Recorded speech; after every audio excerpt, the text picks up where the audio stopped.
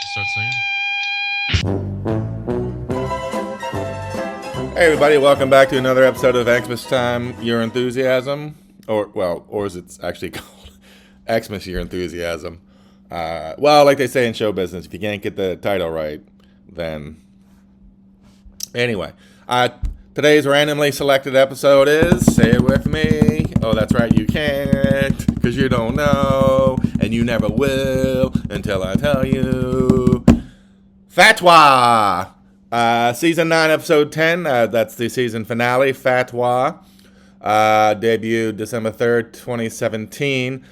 Real quick, and I think I may, after this episode, stop explaining the premise of the... I mean, if you've been listening this long, I don't need to fucking say it every time. But, I don't know, I probably will. Who the fuck knows?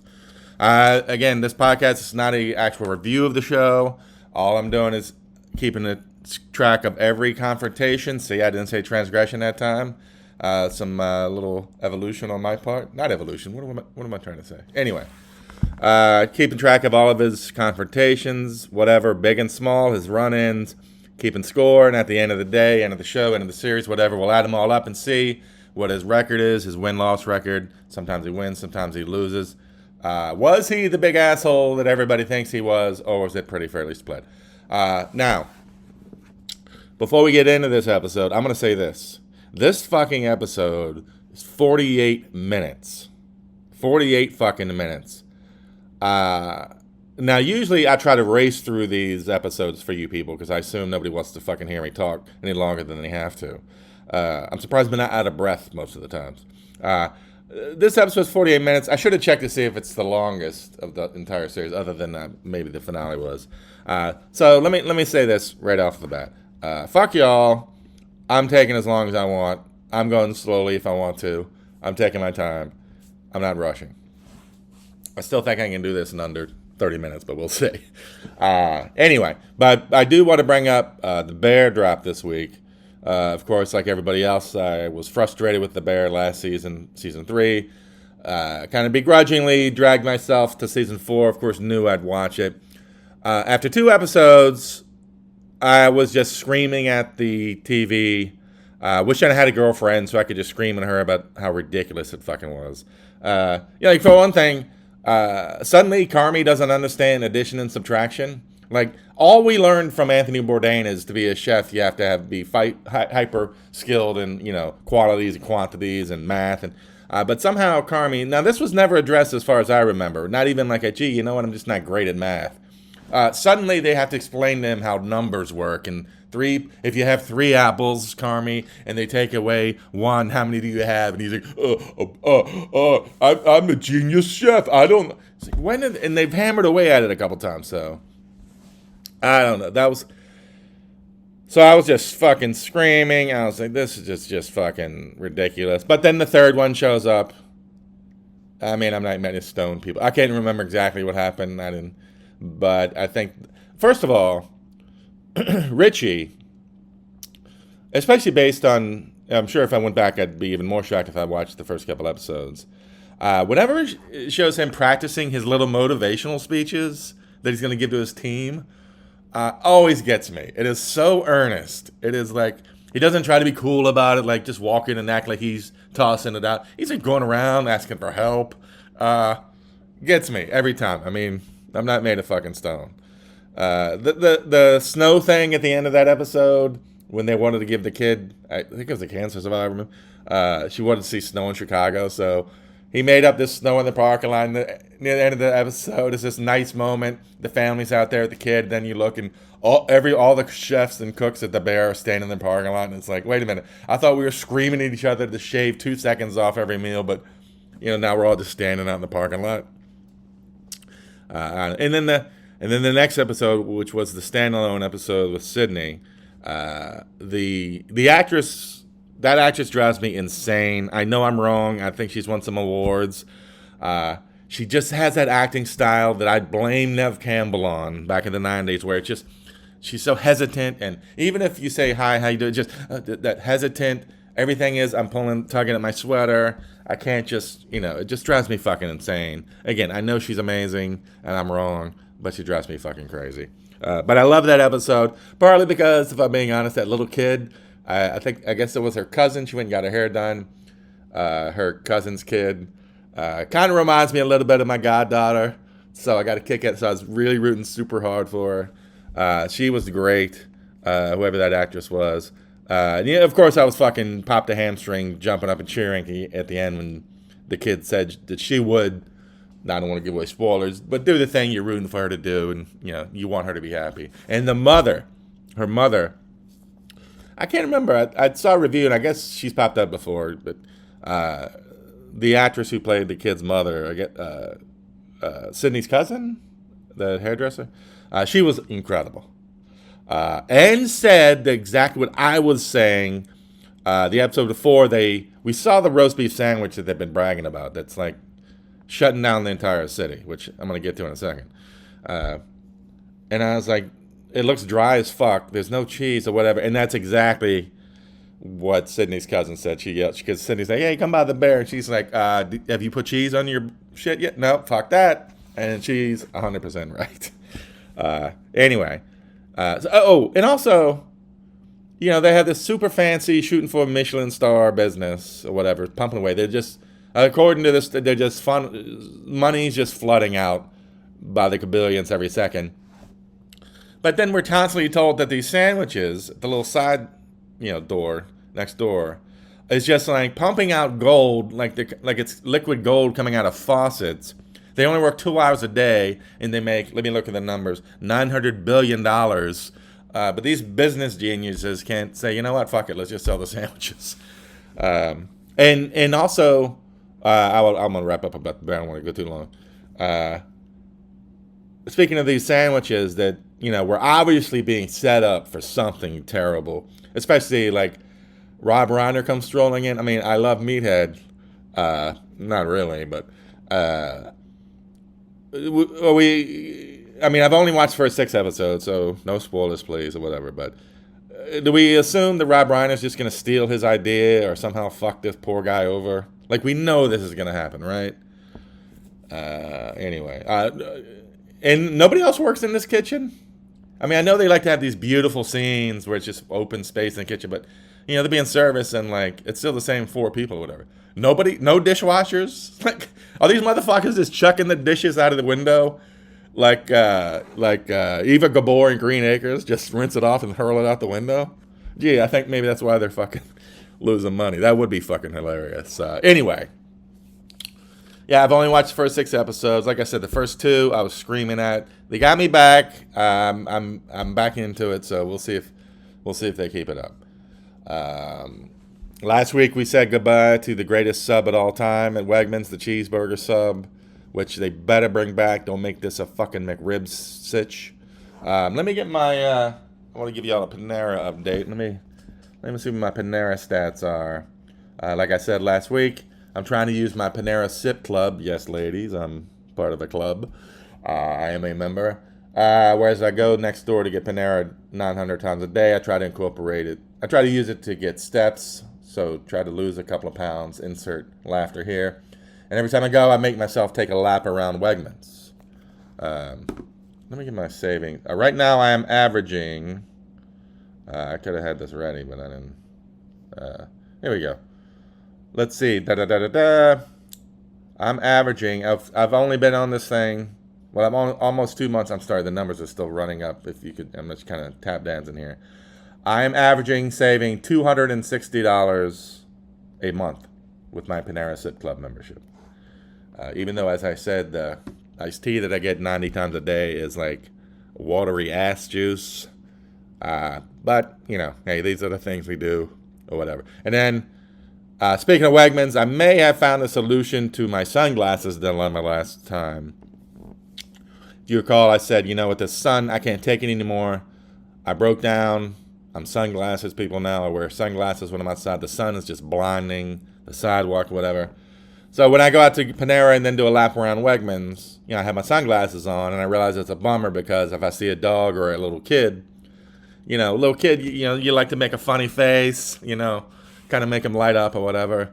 But you can't do that with sunglasses, then you're just staring at them, and the parents like, excuse me. But then, so I was bummed about that, and I didn't know if there's a solution, but then and then it occurred to me because I'm a bit of a genius. You know what? Maybe take off the sunglasses when I'm inside Wegmans. You know, maybe that's what it is. Maybe it's, didn't have to be a genius to figure that out. But anyway, I do have personal. Well, this is all personal. Anyway, I had a bit of a almost airport meltdown last week. Now, I don't know if y'all know. If you know me, you know. Which you don't, because nobody's fucking listening to this. So, I do not love flying. I have, over the years, I finally learned, go to the doctor, get a refill of my little pills, take a pill, my little friend, and just chill out in flight, whatever. So I don't love flying. So, that really doesn't have anything to, well, it does kind of. So anyway, I think I'm flying out of Dulles, and my sister is landing at Dulles, and then we're meeting up at flying to wherever we're flying. She's what is it called? Not transfer. What am I trying to say? I don't know. Airplane people, right? And I live like 5 minutes away from Dulles, so even me, who is a nervous flyer, nervous traveler, I like to be on, early. I was like, no problem. So I text my sister. I'm like, hey, I'll be at Dulles at 11:07 or whatever I say. Whatever, and meanwhile she's flying from whatever she's flying in. Get there. So I'm pulling up in my Uber to Dulles, ready to get out. All of a sudden she texts, she's landed. And I guess she's now checking her text. She's like, Dulles, you mean Reagan, right? And I'm like, oh my God. And then I'm like, first of all, I can't believe I ever said Dulles in the text. Like, well, I would have just normally texted, all right, see you there, or, whatever. Or not even text at all. For some reason it says Dulles. And thank God she caught it. But now I'm getting out of my Uber. I'm at, the super hot spot at Dulles, all these cars lining up trying to get the fuck out. And so I got to get another Uber. And I know I got to keep her as my Uber, because if I get out and I got to go all the way around to the rideshare parking lot, all that bullshit, that's going to be at least 20 minutes, 30 minutes, at least. And I'll miss my flight. Because at this point, I'm like, let's say, I'm 2 hours away. My flight's leaving in 2 hours, and I got to get now from Dulles to Reagan, which is about 45 minutes or so. And this is Northern Virginia, D.C., so that's not great. And again, I'm a nervous flyer. So I'm like, I got to get the same Uber, but we can't, she and I both, we can't work it out for some reason. So finally, she's like, look, if you just pay me, I'll drive you to Reagan. She said, if I pay her, she has Zelle, I can pay her with Zelle. So, oh, thank God, she takes off. Which is interesting, because I have learned over the last 10 years of Uber, if these motherfuckers have to go 3 feet to the right or left without their GPS telling them, they panic. But she took off like a shot. She's like, no problem, I'll get you to Reagan. So I'm like, okay. And on time. No problem, I'll get you something. Okay. So then I got to remember if I even have Zelle. I do. I open it. It's like, hey, this isn't the fucking 1980s, asshole. So now I'm panicking. I'm like, oh, fuck, I got to download this. I'm going to have to go through a whole fucking username, password, drama, soap opera thing or whatever. But then I remembered, oh, shit, I think I have it through my Bank of America. Thank you very much. Yes, ladies, things are good. Thank you for asking. So thank God. So I'm able to pay her, so I don't have to worry about that. Meanwhile, I'm hurtling away in this stranger's car, and unlike Uber, where it is being tracked, and I know she knows where she's going because of the GPS. For all I know, I have no idea where the hell she's driving. I don't know if she actually knows where she's going, or she's just taking off like a bat out of hell and is going to dump me out somewhere in the woods or something. I have no fucking idea. But so I pay her. I let her know that I gave her a nice fat bonus, so I wouldn't be dropped off in the woods. So, but what's funny is, first of all, I didn't say, because I'm super breezy and cool like that. She did have a Habib or whatever. She was wearing so I assume she's like Middle Eastern, Muslim, whatever. So now I'm going to pay her in the Zelle, and I couldn't help but notice her name is like, I'm sorry, but just insert whatever racist, awful terrorist name you dream up of, like in a terribly offensive show or whatever, and that would be the name. I would never make this joke, but it may have been I won't make that joke, but that's what it was. And I'm like, oh, interesting. No big deal. And when I was paying with Zelle, the code that pops up to make sure it's me or her or whatever started with the numbers 666. So now all this is coming together, and I'm like, I don't know if I even want to make this flight. I'm thinking about texting my sister so that when, the plane is found, they found her text, and I'm like, hey, don't worry about paying me back that $100,000. What? But anyway, long story short, of course, I got there in time. And for all of my bullshit or whatever, the Uber driver, she was incredible. She totally took me in her hands and got me there. So I won't say her name. I don't want to scare you people. No, I'm joking. But thank you, Miss Uber driver. She was incredible. Okay, let's get into the episode. Again, this is Fatwa. Let me give you the brief synopsis from IMDb. On Jeff and Susie's daughter Sammy's wedding day, Larry has a scheduling conflict, takes issues with some work associates, and hosts a pair of ungrateful house guests.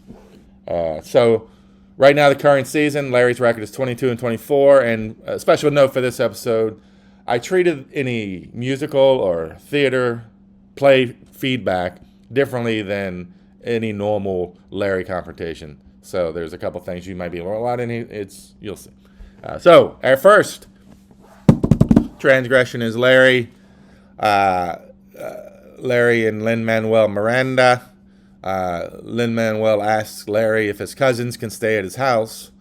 Now Larry didn't handle it brilliantly. He was kind of caught off guard and everything, but it's like Lin-Manuel, like you've known Larry for 10 minutes, and then you're asking if these total strangers can come stay at his house. It's like, it's just infuriating right off the bat because it's another of a billion Curb examples of them just thinking of something funny and then trying to shoehorn it in because they think it's funny, but it's in no way remotely possible in such a world of uber wealth. And he just blows off like, hotels aren't their thing. Really? Well, are staying with complete strangers their thing? Well, actually, that may be true. But no normal humans would do this. It's just fucking infuriating. So for Larry even to be like only slightly caught off guard, he even agrees. He's like, yeah, no problem. Have him stay with me.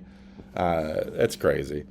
But there's something about Lin-Manuel Miranda. He's an almost too perfect example of our sometimes it just helps to have a bigger asshole in the room policy we talked about, mostly in season 1, which is interesting with him because I think I talked about it before.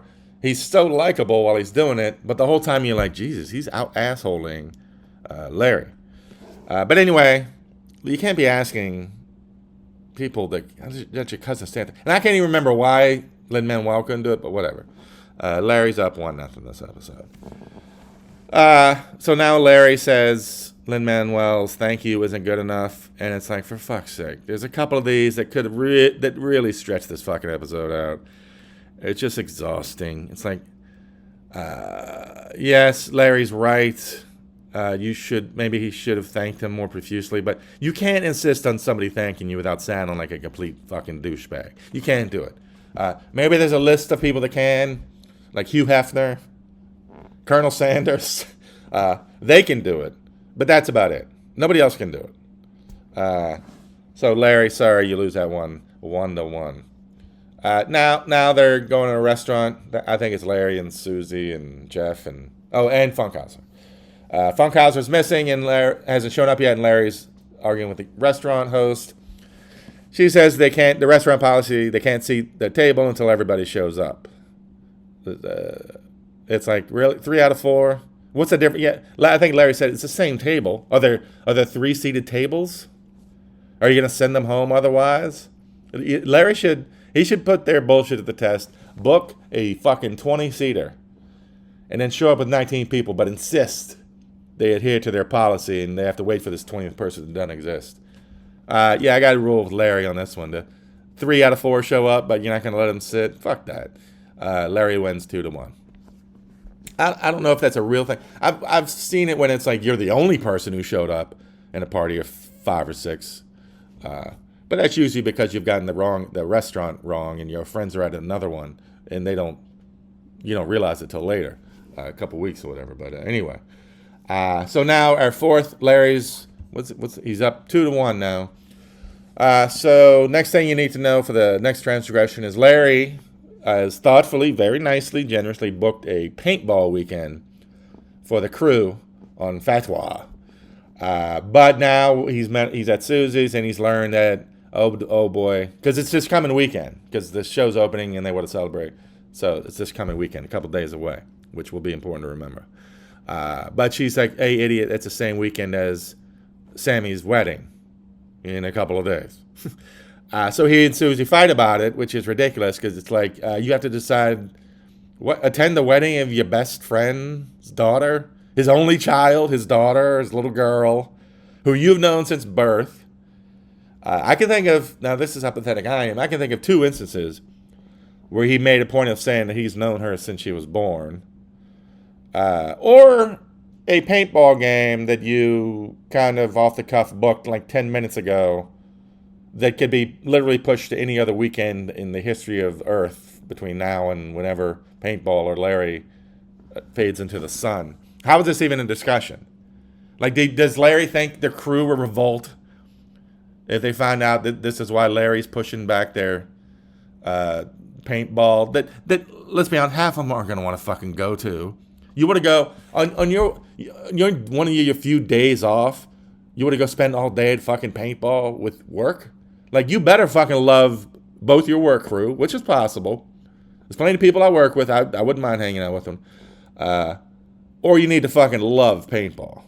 I bet you out of that whole crew, there's 3 people actually jazzed about paintball. That actually are jazzed, not just going to go because they kind of have to go. Anyway, total bullshit, Larry. It's insulting, and they should tell you to go fuck. They should disinvite you to the fucking wedding. They won't because you are their cash cow. That evens the record for the episode up 2-2. A little note here. Sad note.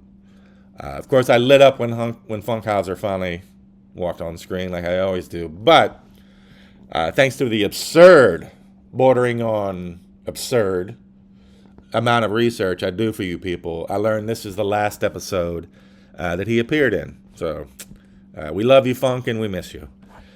So anyway, the next thing is, of course, Larry says Funk didn't apologize enough for showing up late. It's just the same old shit. This one's like a housekeeping. I should have a category where it's just housekeeping.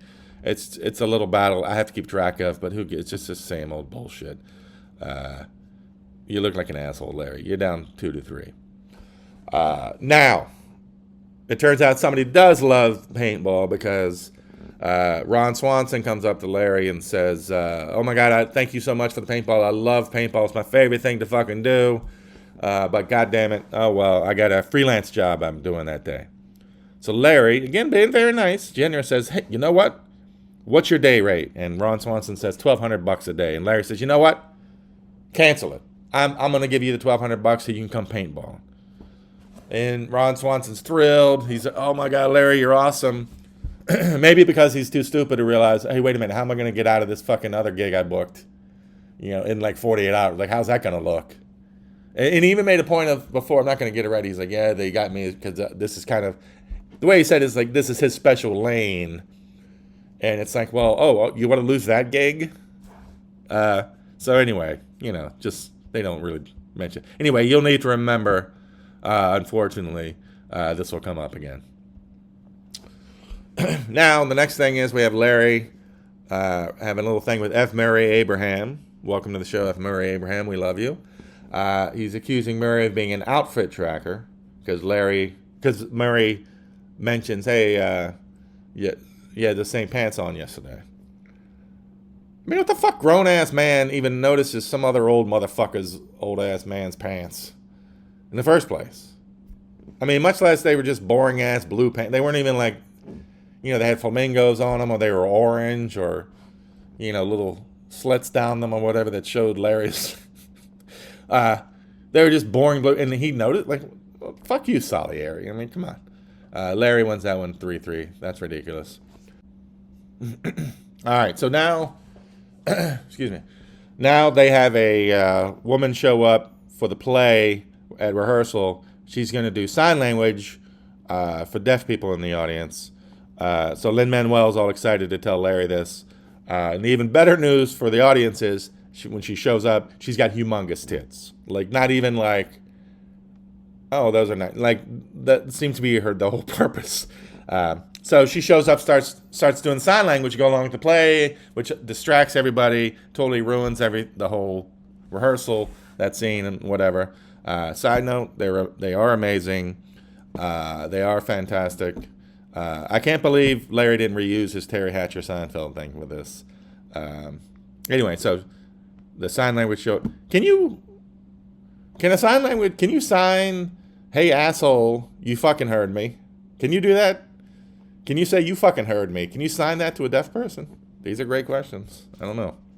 Next up, Larry and Lin-Manuel argue about their ideas for the deaf people. Lin-Manuel wants to have the sign language lady at the performance every night. Larry says, why don't we just have her come once a month and let all the deaf people come at once? Which is funny, but a terrible idea. Lin-Manuel wins that one. Puts Larry at 3 and 4 for the episode, but then Lin-Manuel argues that the scene was ruined because of the material and wants Larry to work on it, but Larry says, hey dummy, it's because this chick you hired has humongous tits and nobody can look at it or think about anything else. Which it clearly is. Larry's 100% right. So now he's up to 4 and 4 for the episode. Let me say this. We're at 20 minutes 46 seconds into this episode before we see Leon. That is fucking unacceptable. Unacceptable. All right, so now this is one of the most. I can't imagine too many more ridiculous things than this to occur, but who knows? Now Larry's realized that he shouldn't have paid Ron Swanson the $1,200 because that's the gross. He should pay him the net because he would have had the taxes taken out. Larry says you only pay the gross, which is ironic because, like, the shitty joke I'm making, this whole thing is fucking gross. Why does that even occur to him? And, like, for $400, you're going to confront him and, like, tell him to give you the money back? Like, and now that he's canceled his other job, at best, he's going to be losing $400 or $500, and he has to spend his only day off with someone he presumably now hates. Like, what the fuck? Like, it'd be one thing if Larry's peeling off the $100 bills and stops at 7 and it's like, you know what? I realized, I want to take out tax. Now that's already absurd enough. That is beyond the pale. But I'm just saying, it's even worse for him to come up and say, oh, you know what? I want that $400 back. That is even next level. And again, this is just one of these fucking things in fear. It's just too implausible. Okay? This is one, he's famous for being a billionaire and he's doing this. Even for him, even for what we think he is, nobody's doing this. How did he even make it on screen? How did this make it past anybody watching this while it was being filmed? Incredible. Larry loses. He should lose. This whole season should be a forfeit. That one's so fucking ridiculous. 4 and 5 for the season. Now Larry's meeting these fucking weird ass cousins of Lin-Manuel's, and he thinks they're gay, even though they're married. And so while showing them the guest room, he's agreed to let them stay. If you remember, he says, "Oh, there's 2 bedrooms, by the way, if you want to use 2 different bedrooms," which pisses them off. They're like, "We're married. Why would you?" And it's like, why would you even bring that up? Like, even if you thought they were gay, which the guy, look, it's not outside the realm of possibility, but why would you even who gives a shit? I mean, I keep saying this over and over with this motherfucker, but can't Larry just fucking talk shit behind people's backs like normal people? Like, this is just dumb. This is just pure performative. We're going to let Larry David be Larry David by saying the dumbest thing possible. Fuck that. Larry loses that easily, 4 to 6. But maybe it's not that fucking, maybe it's not that Larry doesn't have tact. It's that he doesn't, all right, I think I'm about to break through something here. Stay with me. Maybe it's not that Larry doesn't have any tact or he has like some weird social disease. It's maybe he just doesn't understand talking shit. Like, he's had the same friends for decades, and he doesn't understand how to talk shit about people behind their backs? Maybe are we just having a fucking breakthrough? Is that the prescription for Larry David's bullshit after all these years? He just needs someone to explain how to talk shit to him? Then he can start acting like a normal fucking human? Man, I think Larry David needs to give me one of those shrimp boats after that breakthrough. Whatever he's been paying his therapist over the years. You're welcome. Next up, we have him and Larry get into a little snippet about, because he's like, what's this shit on these strawberries? Is it fungus? She's like, no, dummy, it's cheese. And, I'm like, what the fuck? Who puts cheese on strawberries? Fuck that. That is crazy. Larry wins that one 5-6. Now Larry comes down one morning. He's realized the cousins, these weird as fuck cousins of Lin-Manuel's, have destroyed the house, having some sort of orgy. A bunch of people came over. Leon pops up. Larry's all pissed that he didn't stop it. And Leon's like, Leon says he assumed Larry was in on it. Now, first of all, I'm pretty sure Leon organized it. I mean, come on. Anybody who knows Larry for more than 0 seconds know that Larry would be horrified by this. There's no chance. I mean, Larry wins this one 6-6. Yeah, Leon, that's right. I hope that fucking weird Krakistan cousin fucking was worth it. So, 6-6 Larry. Now, next up, we got Murray. Murray Abraham is mad at Larry for inserting their whole outfit tracker thing into the play. But it's like, Murray, you've been around this business since like 1845. They used your home movies for Amadeus. So you should know, funny, you fucking work, if it works, you got to work it. I'm trademarking that. Trademark moi. Don't steal that, people. Get the fuck out of here, F. Murray Abraham. Can I call you F. Murray? Larry's up 7-6 this episode. All right. Now we got Larry. I wasn't going to bring this. I didn't want to bring this up again, this plot line, which is so ridiculous. But Lin-Manuel now confronts Larry about stiffing Ron Swanson, or wanting to, like just how grossly tacky it was, and offensive, really. I wouldn't bring it up if it wasn't Lin-Manuel bringing it up. Good for him, for someone who I've been pointing out is like a sleazy, greasy asshole throughout. Good for him for sticking up for Ron Swanson here. Larry loses that one, so he's 7-7. Now Larry says, you know what? Well, fuck you for not telling me that these fucking weird ass cousins of yours are swingers.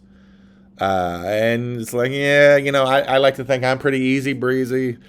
But if you're asking a complete stranger to, house some relatives, yeah, you might want to mention, by the way, they're fucking swingers before you ask a complete stranger if your Puff Daddy Freakazoids can stay at their fucking house. So, Larry wins that one. That whole thing is just some real bullshit. And now Larry turns it to, by the way, your cousins are shitty house guests. And Larry's right. He's like, they should be walking on eggshells. Don't you open the fridge, whatever. And Larry's right. When you're staying at somebody's house, you can't just be barreling around, inviting people over, having fuck parties. I don't even go into people's fridges if I'm a guest or whatever. This made me think of when I was in high school. My high school girlfriend had surgery. Maybe it was a root canal or wisdom teeth or whatever. So she was laid up in bed. So I go to see her because I'm a great boyfriend. And so I'm there, trying to entertain and whatever. And I think she asked me to run down in the kitchen and grab something to drink or something. And I think we're alone in the house. And I run down to open the fridge. I got my head stuck in the ice box, as Archie would say about meathead. And all of a sudden I hear her dad walking up behind me, like, hey. And I am just horrified. And that's knowing I knew her dad before dating her. Nicest guy in the world. Like, the friendliest, nicest. Of all the fathers you'll meet in your life, he is not the one that's going to scare you. But even then, I'm like, oh, fuck, my life is over. I got and all that. And I was horrified in that moment. And, oh, by the way, if he had noticed, there was a sock on one of my hands because I was using it to do sock puppets for his daughter convalescing from major surgery. And even then, I was horrified at getting busted opening up somebody's refrigerator. Larry absolutely wins. He's up 9-7. Again, Lin, Manuel, Larry, boy, they should have had their own spinoff. They were really good together somehow.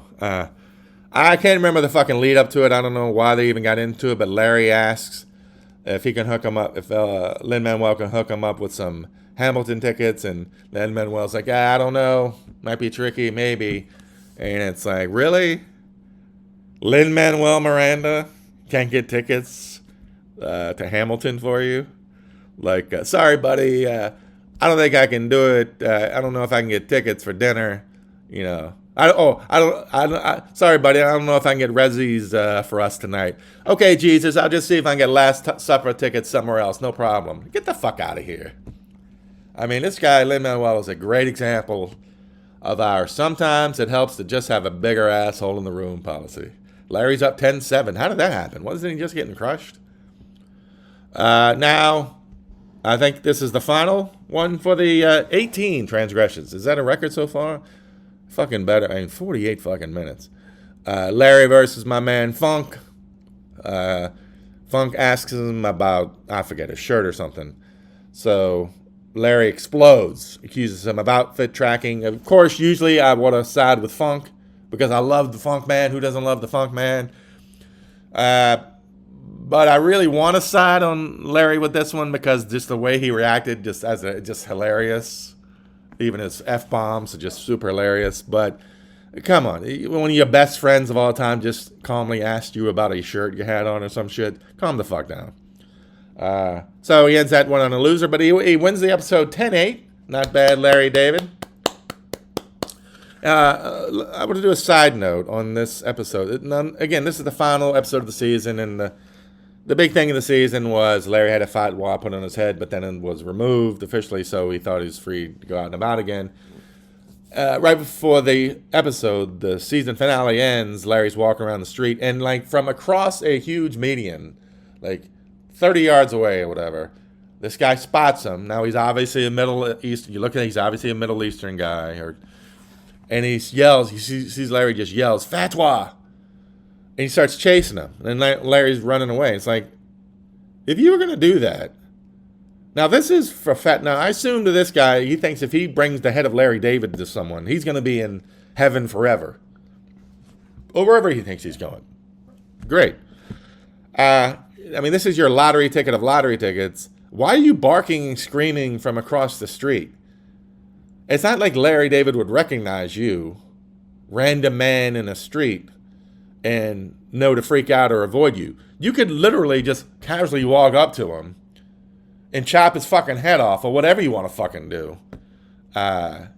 Instead of like giving him this. So anyway, so the thing ends with them just running away, which is weird ending to a season. And it just never comes up again, of course. And it's like, well, now that, wouldn't this show Larry, oh shit, no matter what, there's always somebody out that may not have gotten the message. It's just a very strange ending. So anyway, hey, look at that, 48 minutes. I guess we fucking made it through. Larry went, like I said, 10 for 8, which makes him, wow, 32-32 for the season. So 5 episodes in our season, halfway through, Larry's sitting at exactly 500. Not too shabby. Well done, Larry. All right. Thank you all for listening, everybody. I appreciate it. Talk to you all next time.